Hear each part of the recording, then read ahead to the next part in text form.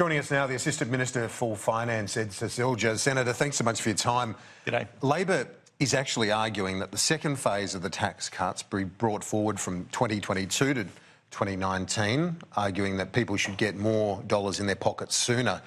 Why wouldn't the government think that makes sense? Because the stimulus would also be welcome, wouldn't it? Well, Labor are arguing different things on different days, Kieran, depending on who you speak to.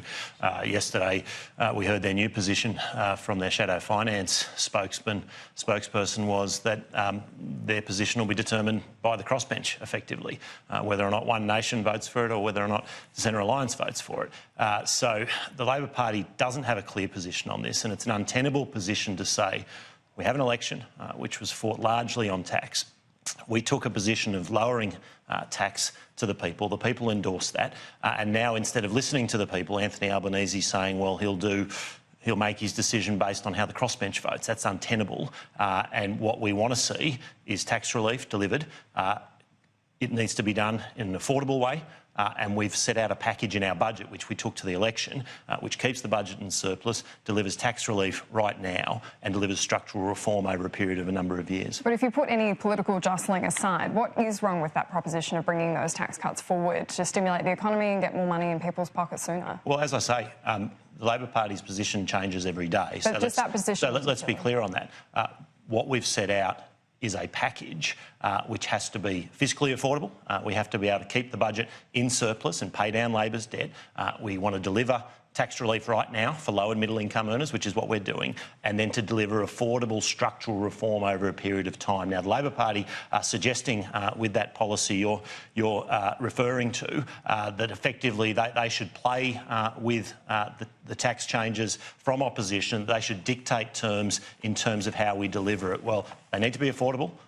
We need to deliver relief right now, and it needs to be structural reform over a period of time. I can't see them blocking these tax cuts. To start the term, as I mentioned before, it'd be very unusual or brave in the Yes Minister use of the term for them to start the term in that context, blocking a tax cut. But that being said, why isn't it allowed? Why isn't it feasible for them to have a point of view on your plan? Surely they were elected in their own right for their various constituents. Surely they can make that point? Well, they can make whatever points they want, Kieran, but let's be clear what they're doing.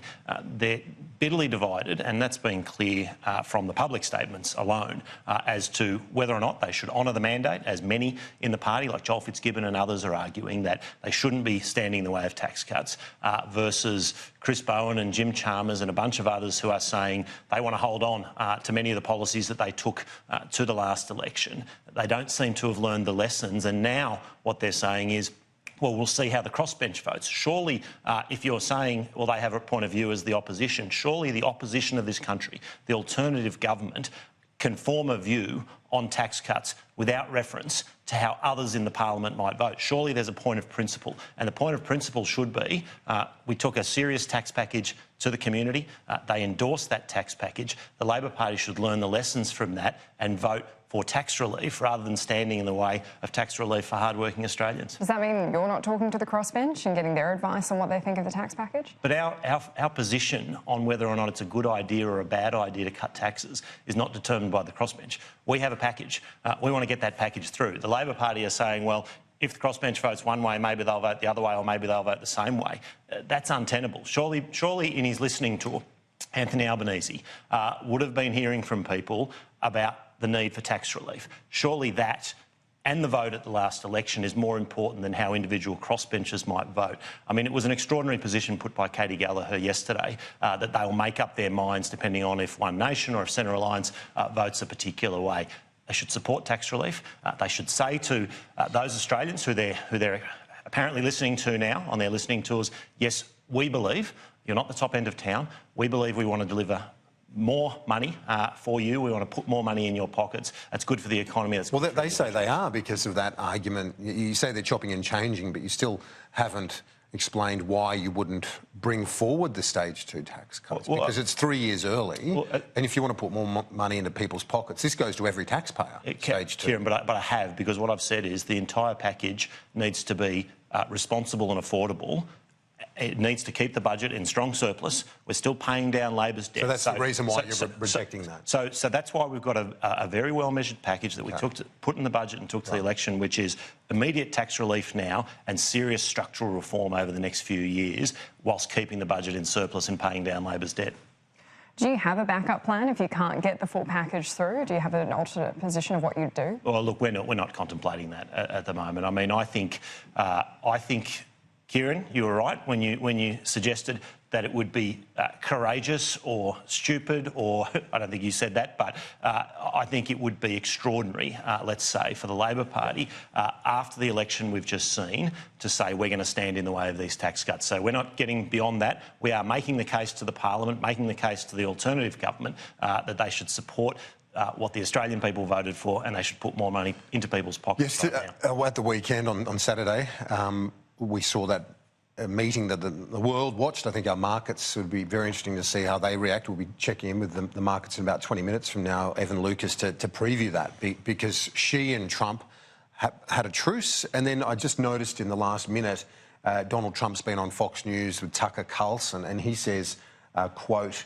"I believe that the US is closer to a trade deal with the United States." What's your sense of things right now? It's certainly in both their economic interests to get that done, isn't it? Without a doubt. And obviously, as we've seen these trade tensions, it has an impact. It has an impact on markets. It has an impact on trade. And so all of us, and the Prime Minister, I think, has very forcefully made the case that what we want to see is we want to see a continuation of strong rules-based order. We want to see strong trading relations. Obviously, China is an important trading partner for us. The US is an important trading partner and ally, of course, for us and a leader globally. So we want to see those trade tensions simmer down. We want to see better relations, and so obviously if there's progress, that's a positive. A lot of your promised surplus is reliant on keeping those international trade programs going and reliant on things that really are affected by this. Do you still think that you will be able to deliver a surplus next year if we are impacted by these global trade implications? I've got no doubt that we will. The projections that we've put forward have been proven to be credible, update after update after update. In fact, they have tended to strengthen. We have been very cautious in our revenue projections, and we've outdone those every update for the last 2 or 3 years. So we're very, very confident of delivering that. But I would also say that by getting things like tax cuts through, you help guard against some of the global challenges that undoubtedly will be there. We don't know what's going to happen in the world economy. We can control what happens here by having strong fiscal policy, strong economic policy, and that's what we're focused on. Zed Seselja, great to see you. Thanks for your time. Thanks for having me. AIM Agenda. Appreciate it.